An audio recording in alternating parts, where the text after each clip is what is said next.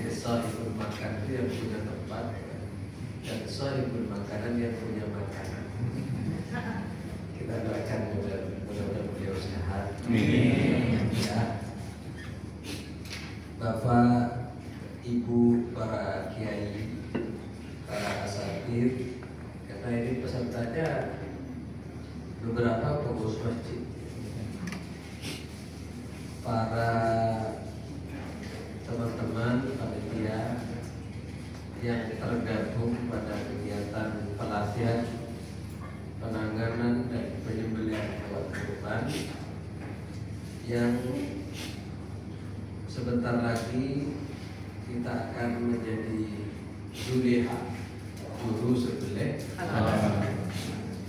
Saya menyebut Juleha itu, kemarin saya ngisi pelatihan dengan yang sama modelnya kegiatan.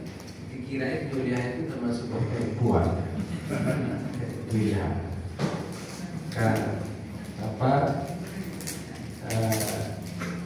Juleha, juru sembelih haram. Baik, saya lebih memilih menyebut teman-teman dan bapak-bapak, ibu. Pada pagi ini saya ingin mengawali dulu dengan sebuah cerita. Di kampung saya, di salah satu kampung di Pulau Garam, Madura, ya. Kalau ada seorang laki-laki yang meminang sebuah gadis, ya kan? Maka calon mertuanya itu tidak menyebutkan Al-Quran, tidak menyebutkan kitab Fathul Qarib, Fathul Mu'in, Fathul Wahab, tidak. Tapi ia menyebutkan pisau dan cari ayam. Ya, suruh sembelih ayam. Kalau bisa dengan benar cara sembelih ayam, maka lulus prasyarat untuk jadi menantu.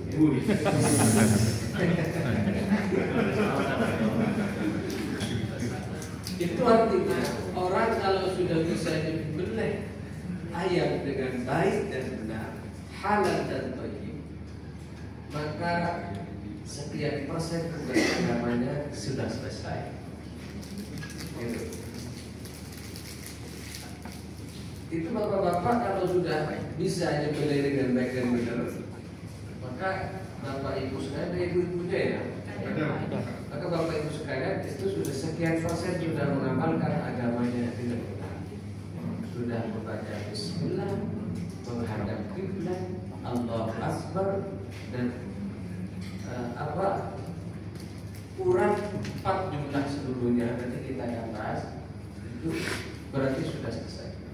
Tapi kalau nyembelihnya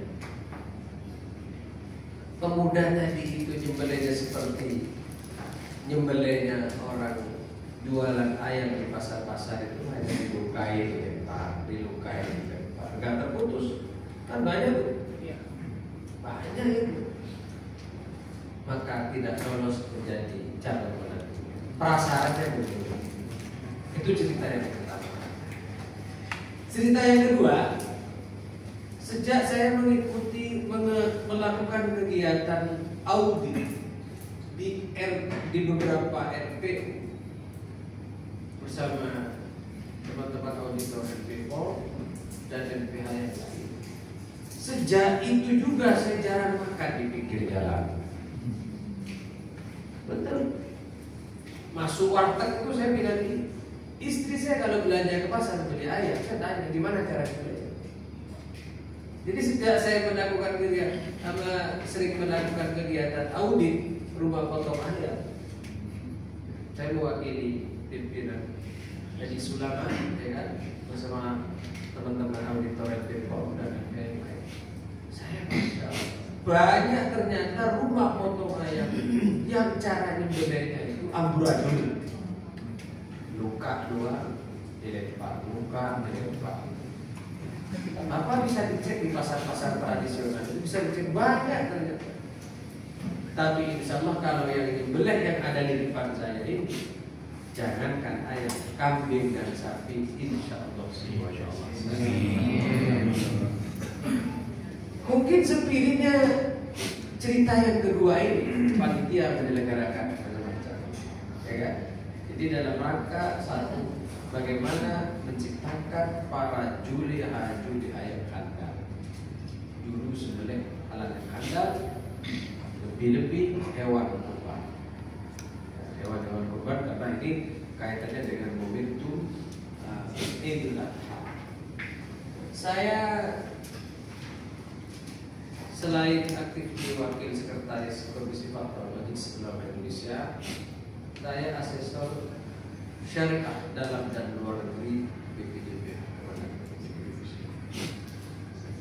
Di beberapa LPH itu saya berasesmen, LPH baru survei Indonesia, survei termasuk yang di dalam negeri, Jerman, halal kontrol dan halal kontrol itu sama teman ITB Bandung, pakar halal. Itu bagian perjalanan saya. Selain dia guru ngaji dan mohon doa dan dukungannya, kami sedang membangun pondok pesantren di daerah Bekasi, punya tanahnya tapi bingung mau bangunnya. Mudah-mudahan doa berjalan semuanya. Baik, selanjutnya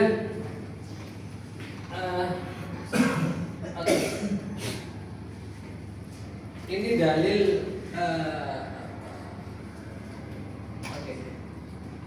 kalau dalil kurban ini inna a'tainakal kautsar fashalli li rabbika wanhar. Saya kira ini hafal semua. Nanti kita akan bahas beberapa isu-isu terkait dengan penyembelihan dan kurban. Kalau secara aspek dalil kita hanya baca aja sekilas sebagai penguatan bahwa kita ini sebenarnya para pengurus masjid yang dipasrai untuk memotong kurbannya orang itu adalah wakil dari Allah. Ini yang harus kita. Jadi bukan kita yang berkurban. Kemarin anak saya, Abi punya kurban apa atau kambing apa sapi? Saya kalau saya belum, ya karena sudah ya.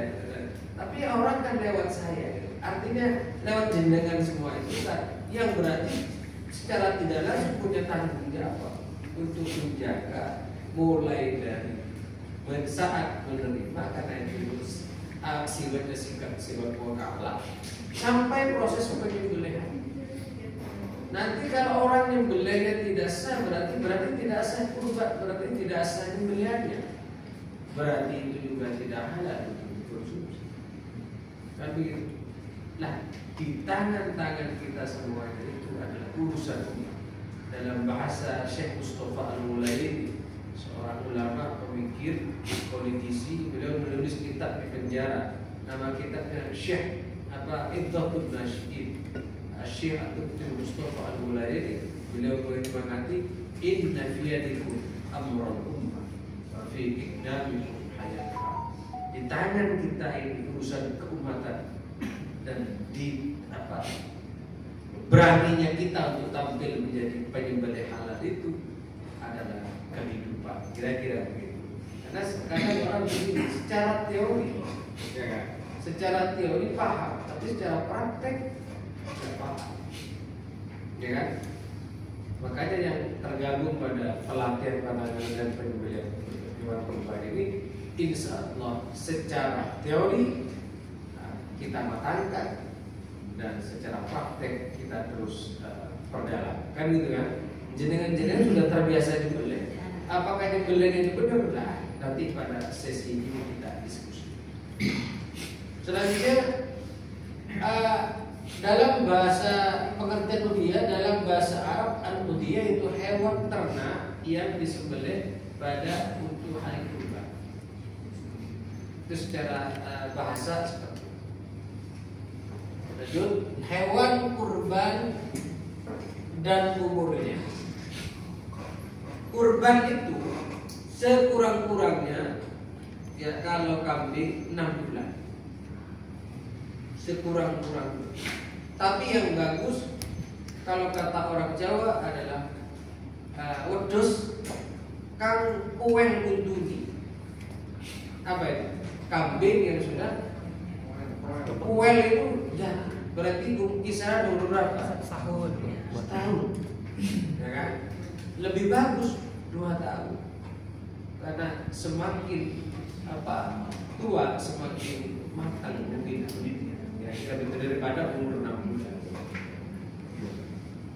Jadi at-tahayyud min al-wasat min al-ma'z wal ibil wal baqar wala yakun. Jadi hewan yang dikurbankan itu ya kambing, sapi, unta. Ya kan? Kambing, sapi, unta. Bagaimana kalau nggak bisa? Ya jangan memaksa. Jangan sampai kita mau berkurban, akhirnya berkorban dengan perasaan.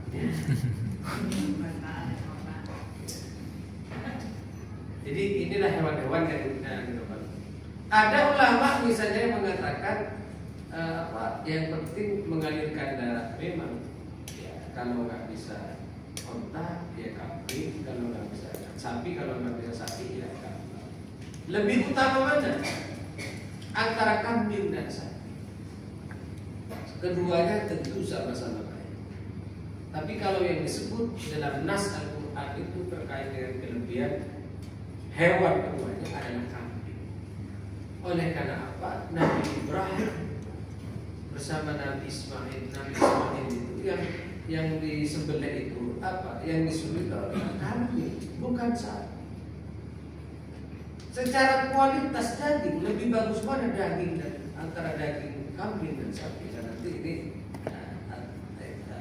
pemateri yang lain yang bisa jelaskan.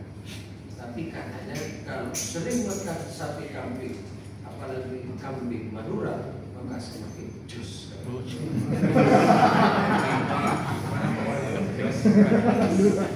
Ada teman saya itu jual madu dicampur daging kambing.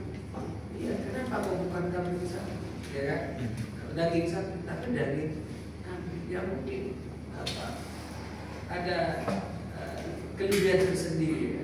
Orang Arab itu sukanya daging dia, tapi daging onta ada daging kambing.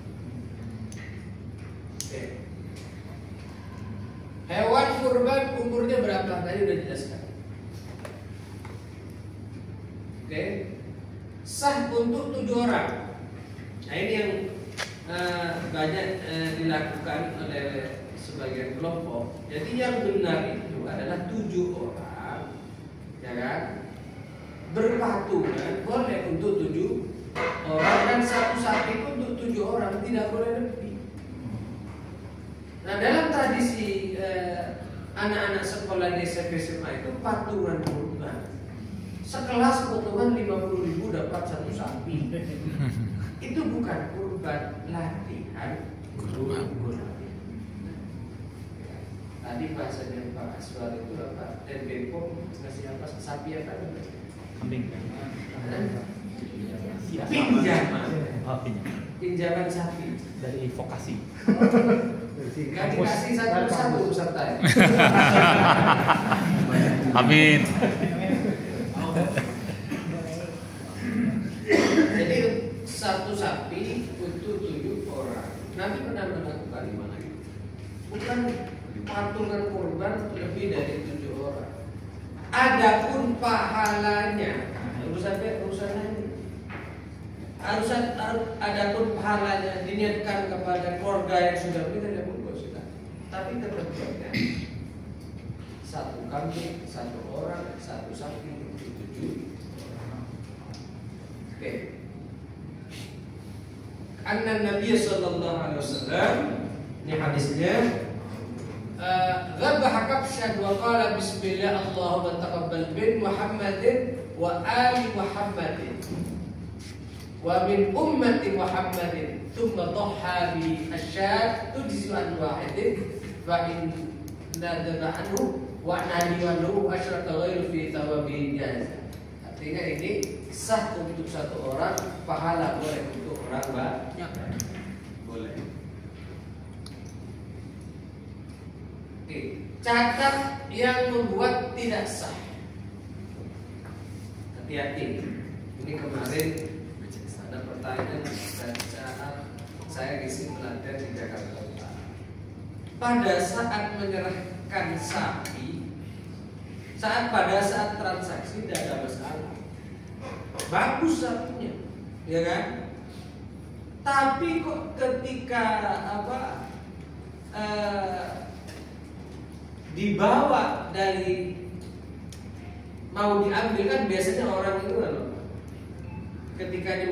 ketika beli nggak langsung dibawa kan itu, nanti habis berapa baru dibawa kan, banyak begitu kan.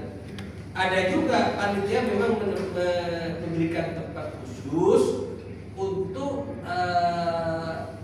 orang-orang yang mau berkurban. Nah kasusnya di Jakarta Utara ini pada saat transaksi nggak ada masalah. Giliran H-1 atau berapa jam sebelum diambil kok patah kakinya atau ada yang rusak, ini gimana? Ini jadi persoalan. Ketika mau diganti harganya mungkin tidak sama pada saat beli 2 minggu yang lalu, ya kan? Padahal sudah cacat. Ini tanggung jawab siapa? Sementara dia hanya menerima pemasrahan. Maka saran saya, Bapak kalau ingin menampung daging menampung sapinya orang yang sedang berkorban, dari awal akadnya harus jelas. Dari awal harus jelas. Pak, nanti kalau terjadi apa-apa kami nggak tanggung jawab, misalnya. Atau kami akan merawat sapi ini sebagaimana mestinya. Tapi kalau nanti terjadi apa-apa, kami akan segera menghubungi Bapak. Jangan salahkan kami. Daripada nanti kita yang disalahkan, udah nggak bisa berkorban, akhirnya kita nyawri utang orang. Berkorban kagak bisa, mengganti bisa. Ini banyak kejadian. Oke. Cacat yang bagaimana? Pertama adalah kalau dalam teksnya adalah la arba'un la yajuz. Pertama adalah al-awra al-bayyin, awra wal marid al-bayyin radwa wal arja al-bayyin dhalwa wal kabir allati la tubqi. Ini Pak, cacat yang modelnya seperti itu. Pincang, patah ketika mau diangkat dari tempat penjualan, patah. Itu tanggung jawab siapa? Cacat yang membuat tidak sah, kemudian sakit, dan kemudian sakitnya nanti Pak Pratik atau narasumber lain. Kemudian kurus. Oke, Ya. boleh langsung bertanya Pak. Boleh. Batasan kurus ini Pak, kadang kita biasa melihat juga sapi atau kambing di tempat penjualan itu Ya. ada yang kurus, ada yang, tapi kalau mungkin secara visual kita ngelihat kurus tuh dari kalau kelihatan tulang rusuknya Ya. gitu. Nah, apakah batasannya apa gitu Pak? Apakah hanya tulang rusuk atau ada batasan yang lain sehingga Kalau teks hadisnya atau teks dalam kitab fikih itu al-bayyin, yang jelas-jelas kurus. Yang jelas-jelas kurus. Ya kita dapat bisa melihat ketika kita sedang posisi menerima, bukan memberi. Kira-kira lebih senang mana menerima kambing yang gemuk atau yang kurus? Yang gemuk kan? Dan ini berlaku bagi orang yang sedang mau memberikan kurban. Lebih baik memberikan kurban dalam keadaan gemuk daripada memberikan kurban dalam keadaan kurus. Ketika pertanyaannya batasan kurus seperti apa? Ya al-bayyin, yang jelas. Saya kira kalau sudah kelihatan tulangnya saja, dagingnya nggak ada sama sekali, bukan itu yang harus kita kurban. Ya kan? Saya kira jelas begini ya. Iya, jelas. Nah, sakit PMK. PMK ini. Tapi sekarang sudah nggak ada isu ya, karena sudah nggak ada. Masih malah baru. Oh, malah baru. Oke, masih kita bahas. Fatwa MUI nomor 32 tahun 2022. Hukum berkurban dengan hewan cacat, sakit atau terjangkit penyakit ditafsir sebagai berikut. Ditafsir itu artinya dirinci sebagai berikut. Pertama adalah sakit yang termasuk kategori ringan seperti pecah tanduk atau sakit yang tidak mengurangi kualitas dagingnya, maka hewannya memenuhi syarat dan hukum kurbannya sah. Tidak pecah tanduk tapi pecah sedikit ya. Pecah tanduk ini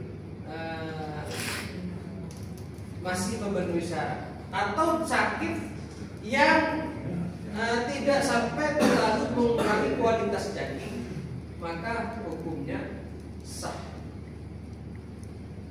Tapi kan kembali kepada tadi, ketika kita sedang menerima, ya kan?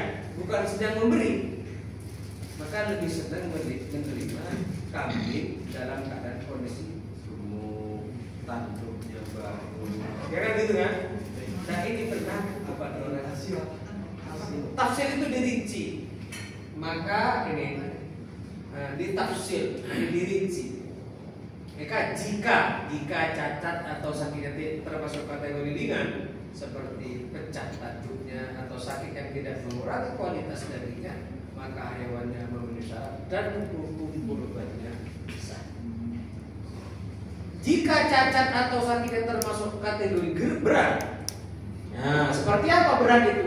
Seperti hewan dalam keadaan terjangkit penyakit yang membahayakan kesehatan, mengurangi kualitas daging, hewan buta yang jelas, pincang yang jelas, dan sangat kurus, maka hewan tersebut tidak memenuhi syarat dan hukum berkurban dengan hewan tersebut tidak sah.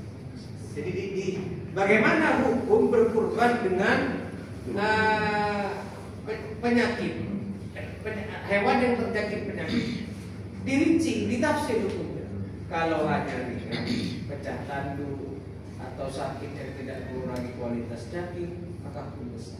Tapi kalau sampai ini mengurangi kualitas daging, hewan buta, pincang yang jelas dan sangat kurus, maka tidak. Kasus ringan LSD. Oke.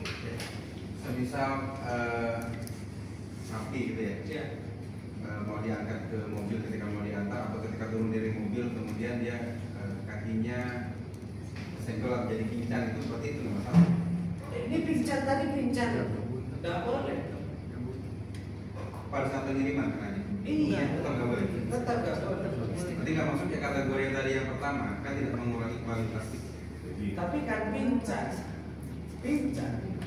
Nih, ini poin 2 ini pincang yang jelas.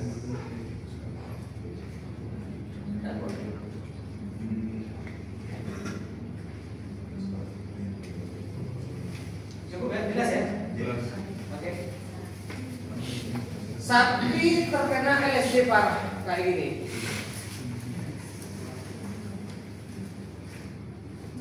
Gejala klinis kambing karena TBR pelepasan ini. Gejala klinis ruminansia Vestides pectis kayak gini. Ada yang kayak gini. Cacat yang makruh tapi masih sah. Nah ini cacat yang makruh tapi masih sah. Makruh itu tidak disenangi. Tidak disenangi. Telinga sobek, lubang atau terpotong, makruh. Kadang ada di sebagian tempat itu justru malah memang disobek, sengaja disobek biar menandai bahwa ini milik si A, milik si B. Bagaimana hukumnya? Sah tapi makruh. Tanduk patah atau retak, kambing atau sapi patah atau retak, bagaimana? Makruh. Tapi kenapa kok makruh ya? Karena nggak bagus, kan kita ingin memberikan yang terbaik. Ekor terputus sebagian atau seluruhnya, sah tapi makruh. Kemarin saat saya di Jawa Timur, oke, izin diukur, lihat di mana? Ini bagaimana pengurus masjid? Ini bisa nggak kami menerima hewan korban berupa kambing, bulu ekornya nggak ada, sah, cuma bulunya aja nggak apa-apa. Daun terputus saja masih sah, kan gitu kan? Sanglir cuma punya 1 biji kebaluan, makruh atau sah. Ustaz, Ya, yang nomor 4 nih, kalau kan ada hewannya dikebiri, hewannya dikebiri gimana Ustaz? ya kalau melihat ini boleh. Boleh ya? Iya. Makruh. Iya, sah tapi makruh. Karena punya apa? Satu biji kemampuan. Dikebiri dua-dua. Mestinya kan dua kan? Kebiri dua-duanya. Apa? Kalau kebiri itu dua-duanya. Iya, kalau di sini memang karena tidak sampai mengurangi kualitas daging, ya kan? Ya, tolong. Poin 4 ini menurutnya saya pernah baca di titik bahwasanya kita ujian mahasiswa itu tidak sah, tidak sah. Kemudian untuk sambil itu gini Pak, apa namanya jadi sebelah. Itu yang saya tahu juga. Ya. Apakah ketika memang benarkah memang ketika punya satu biji itu bisa seperti apa? Kemudian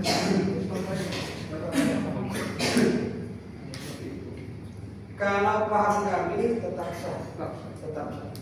Karena itu tidak sampai mengurangi kualitas daging secara keseluruhan. Itu hanya min babi tahsin, tidak sampai hanya kurang elok, kurang bagus saja kalau dia. Sapinya gemuk, bukan sapi liru. Ya tetap sah gitu kan. Ini bagus sih sebenarnya, cuma saja itu kupingnya sampai ke situ, tetap sah. Tapi memang oke, waktu penyembelihan. Anil Barra bin Azib bin radhiyallahu anhu qala man dhabaha qabla as-salah fa inna ma yadhbahu li nafsihi wa man dhabaha ba'da as-salah faqad tamma nusukuhu wa asaba sunnatal muslimin. An Jubair bin Mut'im an Nabi sallallahu alaihi wasallam qala kullu mina manha wa kullu ayyam tasyrik dhabahu. Salat, jadi waktu penyembelihan setelah sholat Id sampai sebelum matahari terbenam di hari ketiga di hari tasyrik. Kalau itu tanya ya. Jumat apa? Jumat. Berdasarkan keputusan kemarin. Ya. Hari Jumat. Berarti hari tasyrik tanggal berapa? Hari Jumat, Sabtu, Minggu, Senin. Iya Pak. Bagaimana kalau hewannya betina yang dibuat kurban? Boleh. Betina juga boleh. Kurban ya. Ya. Mungkin mau menanggapi terkait hewan kurban dan betina ya Pak. Ya. Sesuai dengan peraturan kementerian bahwasannya hewan kurban betina yang masih produktif itu dilarang untuk dipotong karena ini salah satu bentuk kita bisa menjaga keturunan, ibarat seperti itu. Jadi semisal Bapak Ibu ingin mau berkurban hewan kurban betina, pastikan hewan kurban betina tersebut tidak dalam keadaan yang sedang produktif. Intinya seperti itu. Ya. Itu menjadi salah satu faktornya. Baik, terima kasih. Tapi boleh ya. Hanya aturan pemerintah itu sekiranya kalau masih produktif jangan. Gitu ya. Oke. Iuran anak sekolah untuk kurban. Apakah ini bisa dinilai sebagai badan kurban? Tadi udah disinggung. Perlu dipahami bahwa kurban adalah salah satu ibadah dalam Islam yang memiliki aturan tertentu sebagaimana yang digariskan oleh syariat. Keluar dari aturan ini maka tidak bisa dinilai sebagai ibadah kurban, alias kurbannya tidak sah. Dan di antara aturan tersebut adalah masalah pemerintah. Jadi kalau iuran itu seperti tadi contohnya, itu hanyalah janggur, bukan berkurban. Bagus. Hukum pengawetan daging kurban. Fatwa MUI nomor 37 tahun 2019 tentang hukum pengawetan dan pendistribusian daging kurban dalam bentuk olahan. Ini penting untuk yang kadang di rumah komplek sekitar sudah kaya semua, ya kan? Gimana ini?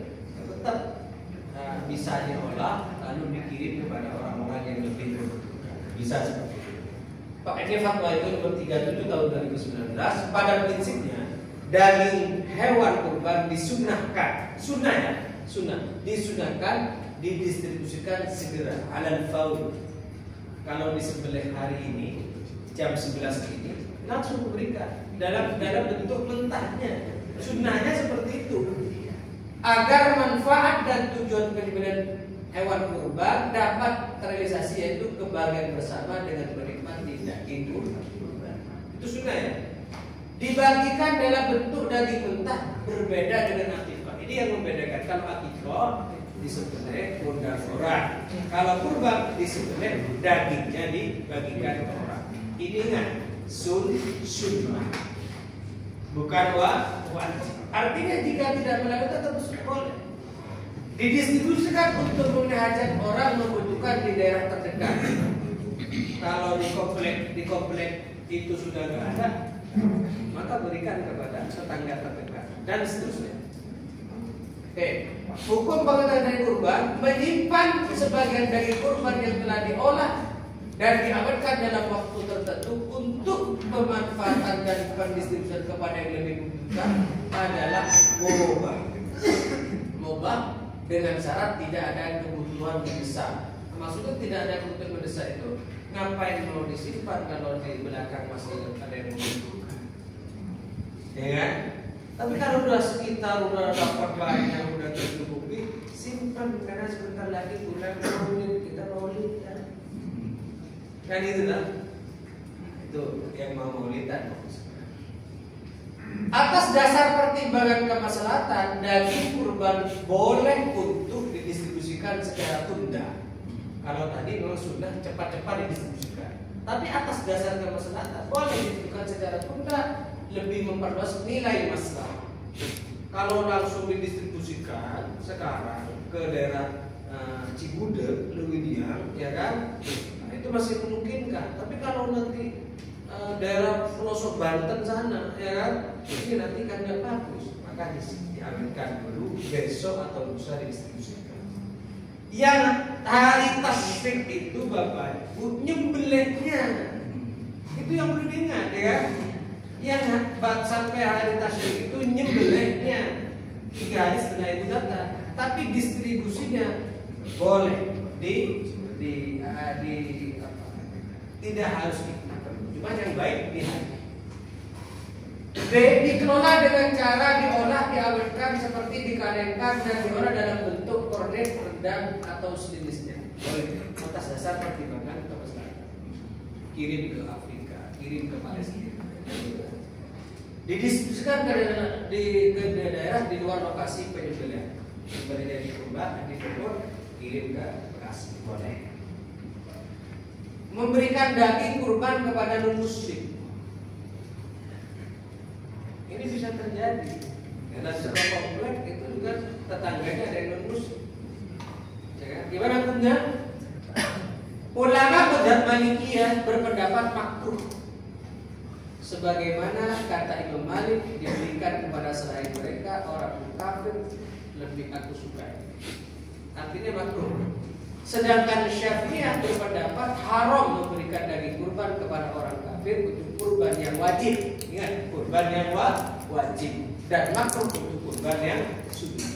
Berarti Maliki dan Syafi'i itu lebih banyak makruhnya. Kalau yang kurban wajib haram.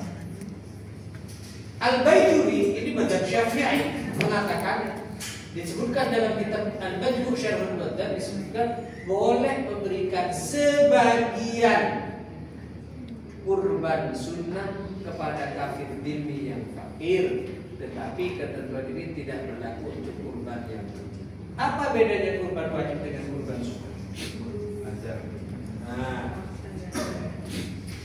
kalau kita sekarang sudah berkurban, ya, kurban sunnah, artinya nggak ada nazar, ya kan? Boleh. Nah ini bisa dipakai Pak. Yang ini pendapat ketiga ini boleh dipakai kalau Bapak di rumah kompleks, ya kan? Di situ ada non muslim, ya kan? Apalagi memang di situ apa ini yang fakir misalnya bisa dipakai. Atau mengikuti pendapat yang ini juga mereka hanya makruh. Makruh itu tidak baik, ya kan? tapi demi menjaga perasaan dan menjaga kebersamaan dari sejuta. Oke, lanjut. Menjual belikan hasil sembelihan.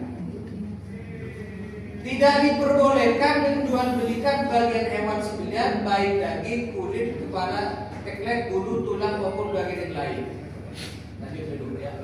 Memanfaatkan bagian kulit dan menjualnya. Bagi orang yang menerima kulit dibolehkan memanfaatkan kulit sesuai keinginannya, baik dijual maupun untuk kemanfaatan lainnya, karena ini sudah menjadi haknya. Sedangkan menjual kulit yang dilarang adalah menjual kulit sebelum dibagikan, baik yang dilakukan panitia maupun sahibul kurban. Sahibul kurban itu ada berkurban. Seperti ini kejadian sering di masyarakat. Ini isu-isu tiap tahun ya. Tukang jagal itu minta duduk kakinya. Tidak boleh itu. Ini tukang julian ini. Pak, tolong sapi saya ya. Sembelih. Ya, tapi ini ya. Sapinya kakinya untuk saya. Tidak boleh gitu. Nanti baru disembelih, baru kasih. Sapi dan kambing itu kalau belum disembelih itu hanya milik sahib usul, atau milik orang yang berkurban. Adapun setelah disembelih kulitnya mau dijual ya monggo setelah ketika sudah diberikan kepada orang. Ini harus utuh dulu, jangan dipotong-potong. Jadi lawan belum disembelih kalau sudah ini kakinya saya, kepalanya si bulan jangan. Ini yang tak boleh, Pak. Ya. Kalau pada posisi jadi panitia, ada yang menjaga, panitia doang. Kondisi seperti ini gimana? Sama. Panitia. Panitia jaga itu kan bagian dari panitia. Jaga itu bagian dari panitia. Nah boleh tentukan dari awal ya kan. Ini sapi jatuh saya ya. Jangan dijawab. Gampang gitu aja jawabnya. Nanti begitu disembelih nasi beneran nggak apa-apa. Paham ya? Karena ini banyak di masyarakat. Oke, memberikan bagian kurban sebagai upah jagal. Karena hal itu mengupah jagal semakna dengan jual beli. Namun jika jagal diberi bagian dari kurban dengan status sedekah bukan upah, maka tidak haram. Maksudnya ini ya nanti setelah disembelih maksudnya. Ya. Adapun bagi orang yang memperoleh hadiah atau sedekah dari kurban dibolehkan memanfaatkannya sekenanya, bisa dimakan, dijual atau lainnya. Akan tetapi tidak diperkenankan menjualnya kembali kepada orang yang memberi hadiah. Berarti dia menang.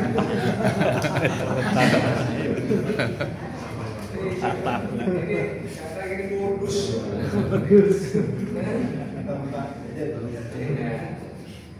Jelas ya. Oke, hukum potong kuku dan rambut ketiak kurban ya. Ini lagi ada sempat ramai karena sudah memberikan kurban, maka dia nggak bisa ngapa-ngapain kan?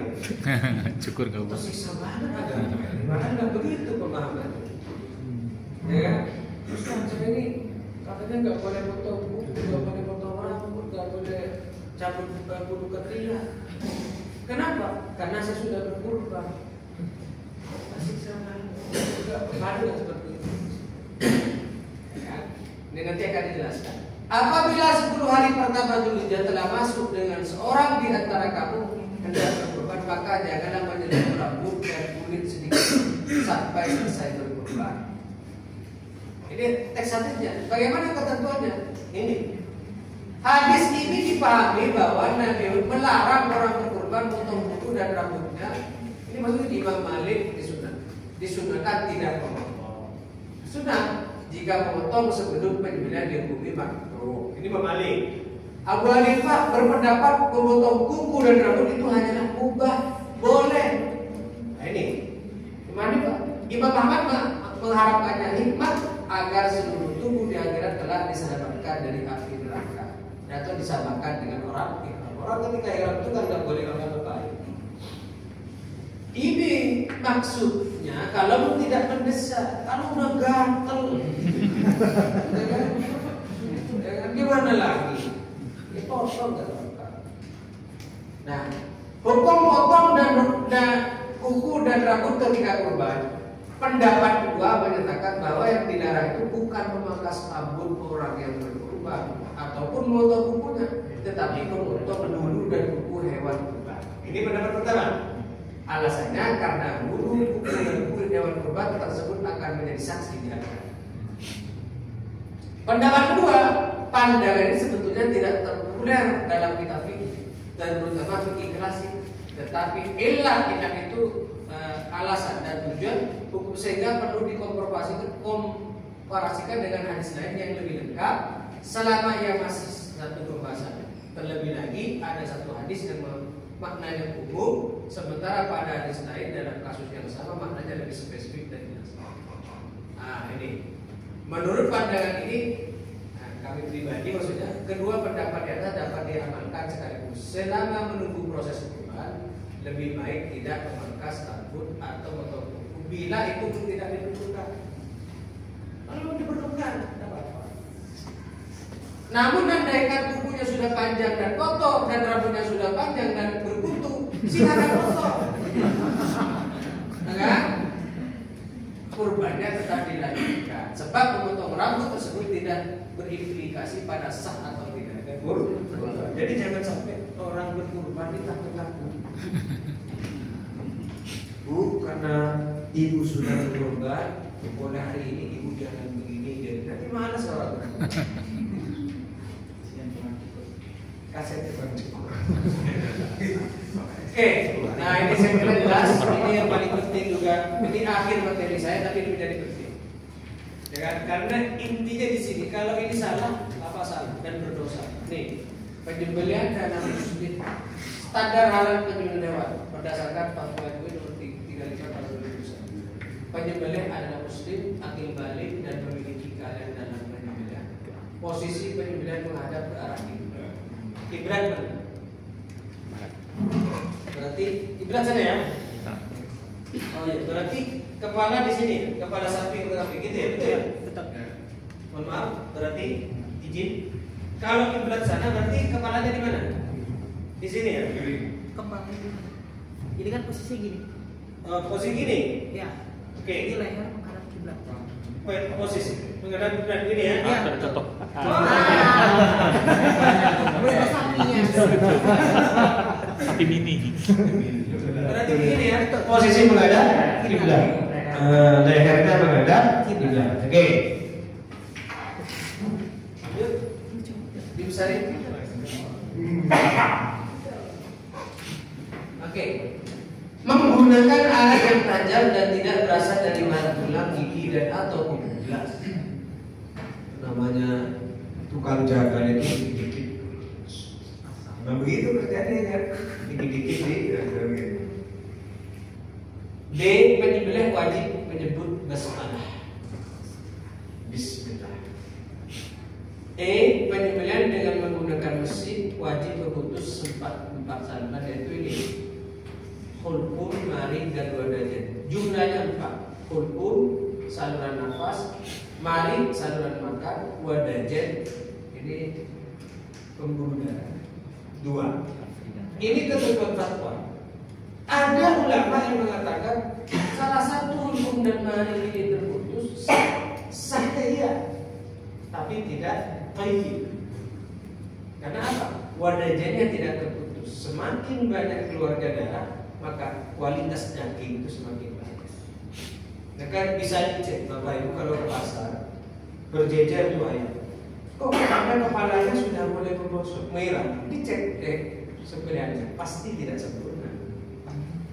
Pasti. Jadi semakin sempurna sembelihannya, semakin awet dagingnya. Oke, terima kasih. Walhasil ini yang perlu saya garis bawahi. Pertama,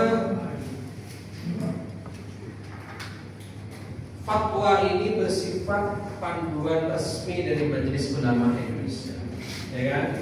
Jadi cara nyembelih ayam, kambing dan sapi, baik untuk kurban atau rumah potong ayam dan atau untuk pribadi, sebaiknya menggunakan ketentuan papakan hulqum, saluran nafas, makan dan wadajan, pembuluh darah 2 ini. Tapi bagaimana kalau dalam kasus-kasus tertentu? Kan bayari, ada pemahaman yang perlu diluruskan. Ustaz, gimana hukum nyembelih pisaunya keangkat dan dengan sementara belum putus, ya kan? Maka solusinya biar tidak jadi bangkai. Mohon maaf, ini bukan saya ngajarin nggak benar. Ya kan? Kalau ketentuan fatwanya seperti itu, putus 4, hukum saluran makan, saluran nafas, dan 2 derajat itu yang sempurna. Tapi bagaimana kalau pada saat nyembelih kok ragu, terangkat, dilihat itu. Kalau hewan yang masih bergerak kuat, ya kan, namanya dalam fikih itu hayatul mustaqirah, boleh disembelih daging, gitu kan? Boleh. Tapi kalau sudah mati nggak boleh. Apakah jadi bangkai? Dilihat dulu. Kalau sudah putus hukum dan mari wadahnya tidak, tetap sah. Atau salah satunya hukum dan mari terputus, tetap sah. Daripada dibuang ke remah.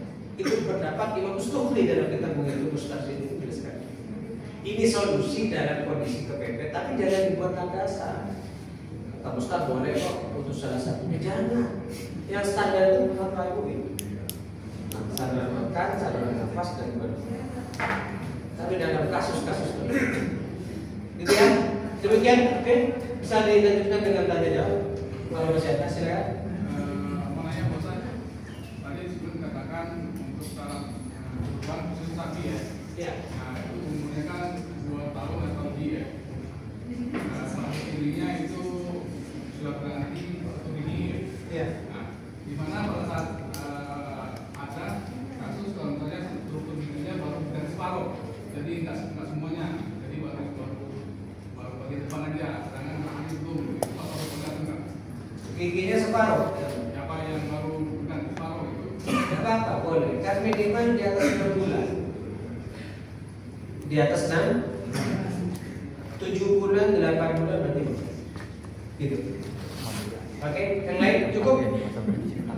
Posisi ada kan kondisi mainannya ke atas itu Ya. kiblat ya. Ya. Posisi seperti itu Menghadap kiblat.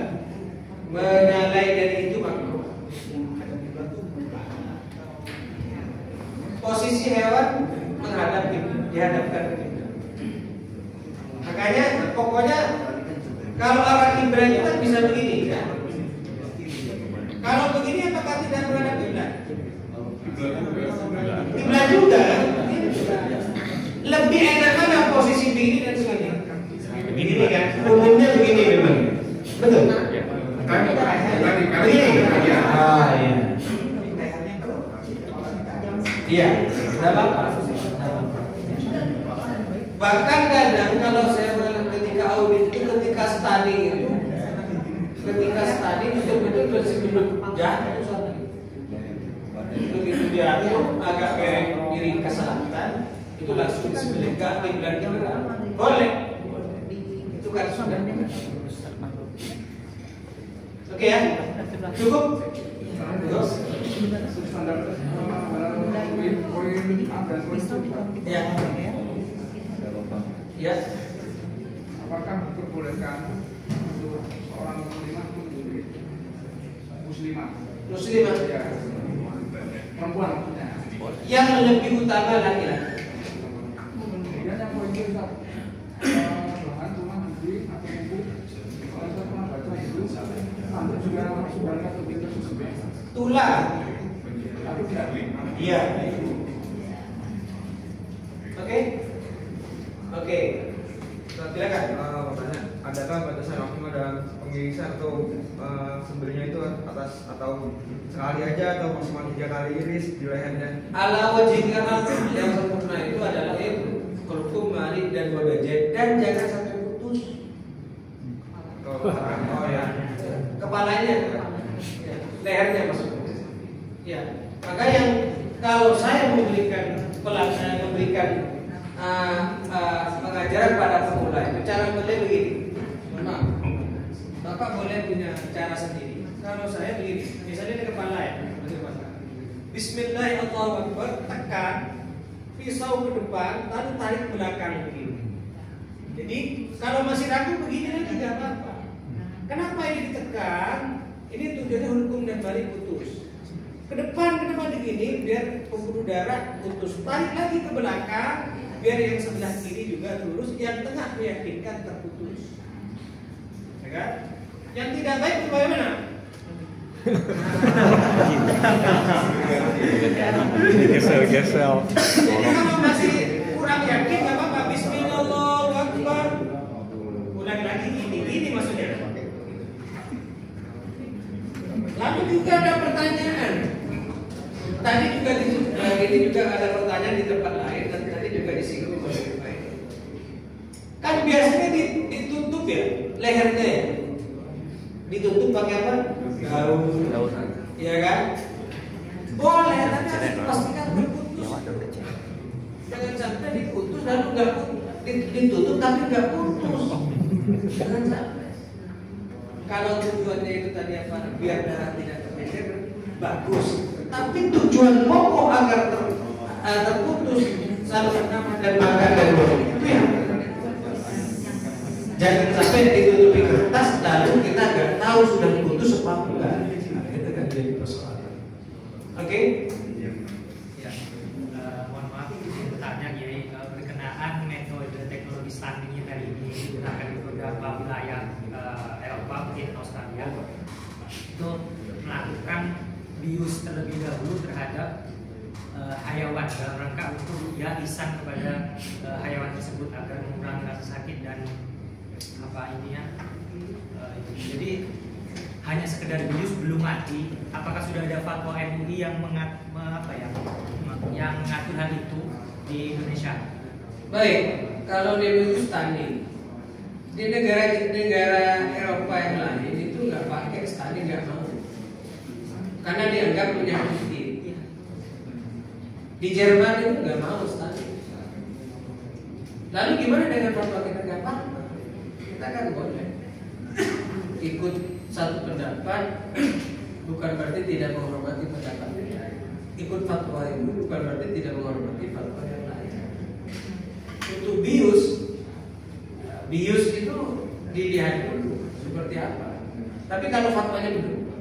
Tapi kalau stunting itu sejenis bius maka boleh. Kalau tujuannya adalah ihsan. Jadi paradigmanya yang berbeda. Kalau kita itu bagian dari ihsan, kalau mereka yang tidak setuju dengan stunting ada bagian dari ida, menyakiti, gitu kan? Kalau kita justru ini lebih cepat, kan gitu tuh. Demikian ya. Terakhir, oke. Sudah. Nama saya Arif dari kampus IPB Kauni. Saya mau tanya ke Ustaz. Sunahkan memotong sapi kan bisa lehernya. Apa dari bawah, dari atas ke bawah atau dari bawah ke atas? Sekian. Wassalamualaikum warahmatullahi wabarakatuh. Silakan teknis macam-macam. Silakan.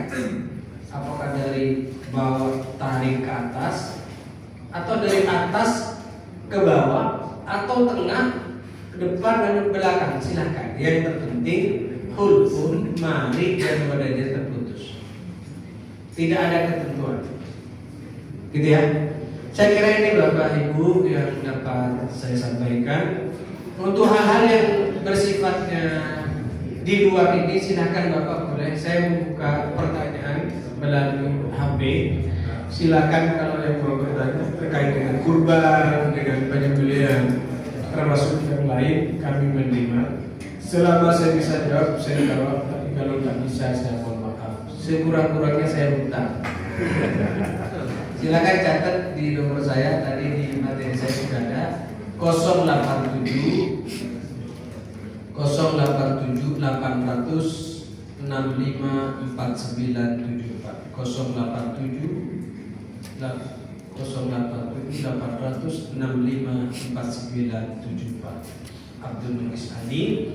Demikian, terima kasih Pak Prof dan teman-teman yang lain. Izin saya langsung pamit karena saya jam 10 ada acara ini juga. Terima kasih. Assalamualaikum warahmatullahi wabarakatuh.